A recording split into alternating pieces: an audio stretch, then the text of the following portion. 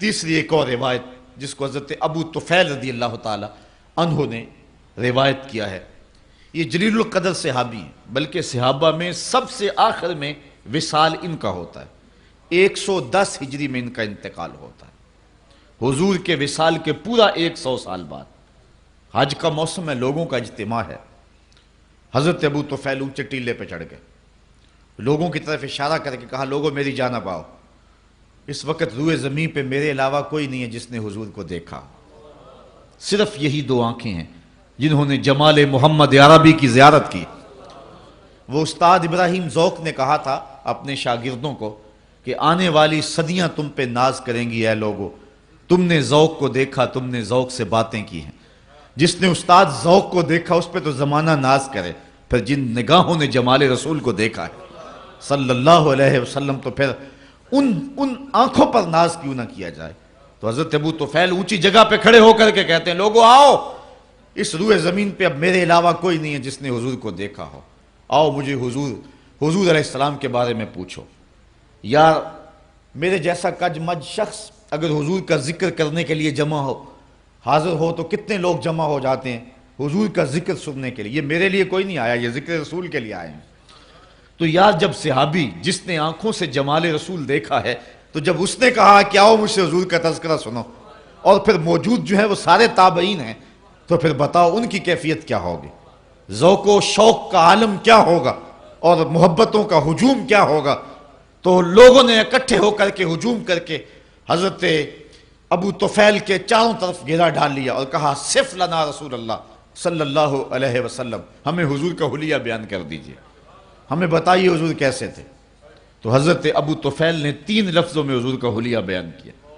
وہ 3 لفظ آسان ہیں، اگر آپ یاد کر سکیں تو حضور کے وصاف اور حلیہ نگاروں میں آپ کا نام بھی شامل ہو جائے گا کہ آپ کو بھی حضور کا حلیہ آتا ہے۔ ایک تو لمبے تذکرے حضور کے حلیہ پہ، امام ترمذی نے پوری کتاب لکھی ہے شمائل ترمذی، علماء نے اس پر اور بہت کچھ لکھا ہے، لیکن یہ 3 لفظوں میں حضرت ابو طفیل نے جو ہے وہ حضور کا حلیہ بیان کیا۔ لوگوں نے کہا صف لنا رسول اللہ صلی اللہ علیہ وسلم، ہمیں حضور کا حلیہ بیان کیجیے۔ تو حضرت ابو طفیل نے کہا کان رسول اللہ صلی اللہ علیہ وسلم ابیض ملیحن مقصدا، 3 لفظوں میں حضور کا حلیہ، ایک تو چٹے رنگ کے تھے حضور کا حلیہ بیان کیا، ایک تو سفید رنگ کے تھے، ابیض۔ اللہ اکبر، یہ ابیض کا لفظ حضور کے لیے انہوں نے بولا۔ ویسے بعض کتابوں میں ازہر اللون کے لفظ ہیں، حضور کا رنگ چمکدار تھا۔ معبد نے جو حضور کا حلیہ بیان کیا ہے تو اس کے لفظ ہیں رأیت رجلا ظاہر الوضاء، میں نے ایک ایسا شخص دیکھا جس کا چہرہ نکھرا ہوا تھا۔ اللہ اکبر، یہ بنو خزاعہ کی عورت تھی۔ ہجرت کی رات حضور علیہ السلام اس کے مکان کے قریب سے گزرنے لگے تو بھوک کی جو ہے وہ شدت حضور کو محسوس ہوئی، تو یہاں رکے اور اس کو کہا کہ اگر کچھ ہے ہمارے تو ہمیں پیش کرو۔ تو اس نے کہا کہ میں ایک دیہاتی عورت ہوں اور ایک عرب خاتون ہوں، عربوں کے ہاں مہمان آ جائے وہ تو سب کچھ لٹا دینے کے لیے تیار ہوتے ہیں، اور پھر مہمان بھی اتنے سونے آ جائیں۔ وہ کہتی ہے لو کانت اندی شیون ما آوازکم الکرا، اگر میرے پاس کچھ ہوتا تو میں کچھ کسر نہ چھوڑتی، میں رج کے خدمت کرتی، لیکن افسوس یہ ہے کہ اس وقت جب آپ آئے ہو میرے پاس کچھ ہے نہیں کہ جو آپ کے لیے پیش کر سکوں، اور اس کا مجھے افسوس رہے گا۔ ایک کونے میں بکری بندھی ہوئی تھی، حضور نے ارشاد فرمایا اگر تم کہو تو اس کا دودھ دھو لیں۔ اس نے کہا اس کی تو ہڈیوں میں گودا بھی نہیں ہے، چلنے کے قابل بھی نہیں کہ ریوڑ کے ساتھ جاتی۔ فرمایا اگر تم اذن دیتی ہو تو ہم اس کا دودھ دھو لیتے۔ اس نے کہا مجھے کیا اعتراض ہو سکتا ہے، اگر یہ دودھ دیتی ہے تو مجھے کیا اعتراض ہے۔ حضرت ابو بکر صدیق رضی اللہ تعالیٰ عنہ نے آگے بڑھ کے بکری کو کھولا، حضور نے دست برکت، دست شفا، دست نور اس بکری کی پشت پہ پھیرا۔ راوی کہتا اس نے ٹانگیں چوڑی کر دیں اور اس کی کھیری میں دودھ اترایا۔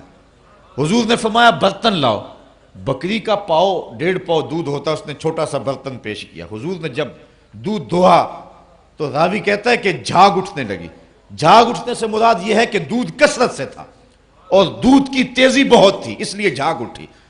برتن بھر گیا، فرمایا دوسرا برتن لاؤ، وہ لایا گیا، وہ بھی بھر گیا، تیسرا لایا گیا، حتیٰ کہ معبد کے گھر کی تھالیاں بھی دودھ سے بھر گئیں، لیکن دودھ اب بھی ختم نہیں ہوا۔ لگتا تھا اللہ نے بکری کے تھنوں کا تعلق کوثر کی نہر سے جوڑ دیا تھا۔ اب ہوا یہ کہ سب نے شراب ہو کر کے پیا اور آقا کریم علیہ الصلوۃ والسلام نے دعائے برکت دی اور حضور ام معبد کا شکریہ ادا کر کے چلے گئے۔ اس جلدی میں اور اس منظر کو دیکھ کر کے ام معبد کی جو حالت تھی خوشی کی اور مسرتوں کی تھی، اس کو یہ بھی یاد نہ رہا کہ پوچھ لوں کہ آپ کون ہیں اور کہاں سے آئے ہیں، کبھی پھر بھی آؤ گے میں مہمان نوازی کے لیے کچھ تیار کر کے رکھوں گی۔ ام معبد کو کچھ پوچھنا یاد نہ رہا۔ شام کو ابو معبد جب گھر آیا بکریوں کا ریوڑ لے کر کے تو اس نے کچی کلی پہ نور برستے دیکھا اور پوچھتا ہے آج کیا ماجرا ہے؟ ایک بار وہ جدھر سے گزرے ہیں نصیر، ہزار بار ادھر سے بہار گزری ہے۔ کہا آج کیا ماجرا ہے، ہماری کچی کلی پہ یہ نور کیسا ہے؟ تو ام معبد نے حضور کا نام تو نہیں پوچھ سکی تھی لیکن اپنے طور پہ اس نے حضور کا نام رکھ لیا۔ اس نے کہا ہمارے گھر میں آج دوپہر کو مبارک آیا تھا، اپنے طور پہ نام رکھا مبارک۔ ابو معبد پوچھتا ہے بتا مبارک کیسا تھا؟ ام معبد تصف رسول اللہ صلی اللہ علیہ وسلم، پھر ام معبد حضور کا حلیہ بیان کرتی ہے۔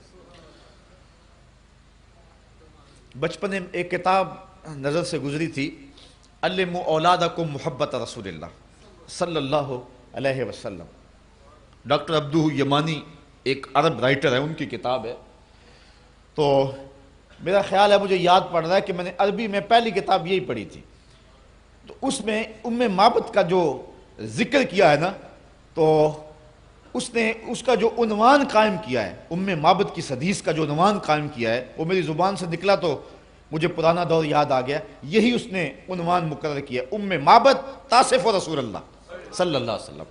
اتنا خوبصورت عنوان اس نے رکھا ہے، وہ جو ہیڈنگ دیا اس نے وہ یہ ہے، ام معبد تصف رسول اللہ۔ وہ کہتا ہے ام معبد حضور کا حلیہ بیان کرتی ہے۔ اب اس کے نیچے ساری حدیث بیان کی ہے۔ تو ام معبد نے کہا کہ اے میرے شوہر میں کیا بتاؤں وہ مبارک کیسا تھا؟ رأیت رجلا ظاہر الوضاۃ، میں نے ایسا شخص دیکھا کہ جو بالکل چمکدار چہرے والا تھا، وسیم کسیم، خوبصورت تھا، خوب رو تھا، وفی عینہ داج، اس کی آنکھوں میں جو ہے وہ سیاہی تھی۔ ایک ایک حضور کے عضو کا تذکرہ کیا، لیکن اس کے دو لفظ میں آپ کے سامنے رکھوں گا اور آج کی مجلس میں آنے کا مل پڑ جائے گا۔ دو لفظ ہے لیکن حد کر دی اس نے۔ ام معبد نے کہا میرے شوہر میں کیا بیان کروں وہ کیسا تھا؟ اس کا حلیہ دو لفظوں میں سن لو۔ کہتی ہے ام معبد اپنے شوہر کو، کہتی ہے ابہ الناس احسنہ من بعید واجملہ من قریب۔ میرے شوہر میں کیا بتاؤں وہ کتنا سونا تھا، وہ اتنا سونا تھا جب دور سے آتا تھا تو سونا لگتا تھا، جب نیڑے آ گیا تو اور سونا لگتا تھا۔ کچھ لوگ ہیں دور سے اچھے لگتے ہیں قریب سے بھلے نہیں لگتے، اور اس میں اس نے صرف حضور کا حلیہ بیان نہیں کیا، حضور کی سیرت بھی بیان کی۔ بہت کچھ لوگ دور سے اچھے اچھے لگتے ہیں، رشتہ داری کر کے دیکھو تو پتہ چلتا ہے کیا، دور سے بھلے لگتے ہیں قریب آئیں تو کچھ اور ہوتا ہے۔ وہ کیا کسی نے کہا تھا اس کے لہجے میں یوں تو برف تھی لیکن جو چھو کے دیکھا تو ہاتھ جل گئے۔ دور سے بھلے بھلے اور قریب آئیں تو کان پھٹتے ہیں اور دور سے ڈھول سہانے دکھائی دیتے ہیں۔ کچھ لوگ دور سے سونے لگتے ہیں، کچھ قریب سے سونے لگتے ہیں، اور کچھ نہ دور سے سونے لگتے ہیں نہ قریب سے سونے۔ اس نے کہا لیکن یہ ایسا تھا کہ دور تھا تو سونا لگتا تھا، قریب آیا تو اور سونا لگتا تھا۔ اللہ اکبر، حد کر دی ام معبد نے۔ اچھا، ابو معبد روزانہ شام کو جب بکریوں کا ریوڑ لے کر کے آتا ہے اور ام معبد کھانا لے کر کے آتی ہے اپنے شوہر کے لیے، تو ام معبد جب کھانا پیش کرنے لگتی ہے تو ابو معبد کہتا ہے کھانا رہنے دو، کھانا بعد میں کھائیں گے، پہلے مبارک کی باتیں تو سناؤ۔ روزانہ ان کے گھر میں مبارک کی باتیں ہوتی ہیں۔ اگر اس کو میں سادے لہجے میں کہہ دوں، شاہ صاحب کے کہہ رہے تھے سادہ معجزہ، سادے لہجے میں کہوں یا سنی لہجے میں کہہ دوں تو روزانہ ان کے گھر میں محفل میلاد ہوتی ہے، چونکہ حسن محمد کے قصیدے پڑھنا ہی تو محفل میلاد ہے نا۔ اللہ اکبر۔ تو ابو معبد جب آتا ہے شام کو ریوڑ لے کر کے، ام معبد بکریاں لے کر کے آتی، وہ روٹی لے کر کے آتی ہے، کھانا لے کر کے آتی ہے، ابو معبد کہتا ہے کھانا بعد میں کھائیں گے، پہلے مبارک کی باتیں سناؤ۔ روزانہ ان کے گھر میں مبارک کا ذکر چلتا ہے۔ کبھی کبھی وہ بچہ بھی بولتا ہے امی مبارک نے یوں ہاتھ رکھا تھا اور اس طرح بکری نے ٹانگیں چوڑی کر دی تھی۔ ابو معبد کہتا ہے کبھی مبارک پھر پلٹ کے آیا، میں اب بکریاں دور نہیں لے کے جایا کروں گا، ان آس پاس پہاڑوں میں رہوں گا، جب بھی کبھی مبارک آئے تو بچے کو دوڑا دینا، دیر نہ کرنا، میں بھی مبارک سے ملنا چاہوں گا۔ اچھا، ابو معبد بکریاں لے کے گیا ہوا ہے، ام معبد گھر کا سودا سلف لینے کے لیے قریبی بستی میں گئی، سودا نہیں مل رہا، چلتے چلتے آگے چلی، چلتے چلتے مدینہ منورہ پہنچ گئے۔ بازار میں سودا خرید رہی تھی کہ حضرت ابو بکر صدیق گزرے رضی اللہ تعالی عنہ۔ ام معبد نے تو نہیں دیکھا، لیکن بچے نے دیکھ لیا۔ اب بچے نے جو کہا وہ لفظ سنیے، میں وہ سارے لفظ آپ کے سامنے رکھوں گا، گو اس کا ترجمہ نہ بھی کروں تو پھر بھی آپ لفظوں کے اندر جو ہے وہ خوشی کا اظہار ہے اور جو کیفیت ہے لفظوں کی، اس سے پتہ آپ لگائیں گے کہ کتنی خوشی کا عالم تھا۔ وہ بچہ خوشی سے اچھلا اور کہنے لگا یا اماں ہو حاضر رجل اللہ زی کانا مال مبارک، امی یہ وہ بندہ جا رہا جو اس دن مبارک کے ساتھ تھا۔ ام معبد نے سودا چھوڑا اور حضرت ابو بکر صدیق کے پیچھے، اور پوچھتے ہیں تم تو مل گئے ہو، مبارک کدھر ہے؟ حضرت ابو بکر صدیق حیران ہو گئے، یہ کس مبارک کا پتہ پوچھ رہے ہیں، نام تو خود ہی رکھا ہوا تھا۔ تو کہا وہی جس نے بکری کی پشت پہ ہاتھ پھیرا تھا، آپ سمجھ گئے یہ تو وہ راستے والی خاتون ہے۔ کہا آؤ تمہیں مبارک کے ڈیرے پہ لے چلو۔ حضور صحن مسجد نبوی میں تھے، تو ام معبد اور اس کے بچے کو جناب سیدنا صدیق اکبر رضی اللہ تعالی عنہ لے گئے۔ جب حضور کو دیکھا تو ام معبد جو ہے وہ اس کا بچہ پکار اٹھا، امی وہ دیکھو مبارک بیٹھا ہوا۔ حضور کی خدمت میں حاضر ہوئے، آقا نے دین اسلام پیش کیا، انہوں نے قبول کیا۔ واپس پلٹے شام کو ابو معبد جب بکریاں لے کر کے گھر آیا تو اس نے کچی کلی پہ پھر انوار دیکھے، ان کی آنکھوں میں پھر چمک دیکھی۔ پوچھتا ہے آج تم نے بلایا کیوں نہیں، مبارک پھر آیا تھا؟ انہوں نے کہا مبارک تو نہیں آیا، لیکن ہم اسے مل لائے ہیں، ہم اس کی زیارت کر رہے ہیں۔ کہا کون ہے اور کہاں رہتا ہے؟ کہا جسے دنیا محمد کہتی ہے وہی تو مبارک ہے۔ اللہ اکبر۔ سیرت نگار لکھتے ہیں یہ بکری عام رمادہ تک حضرت ام معبد کے پاس موجود رہی۔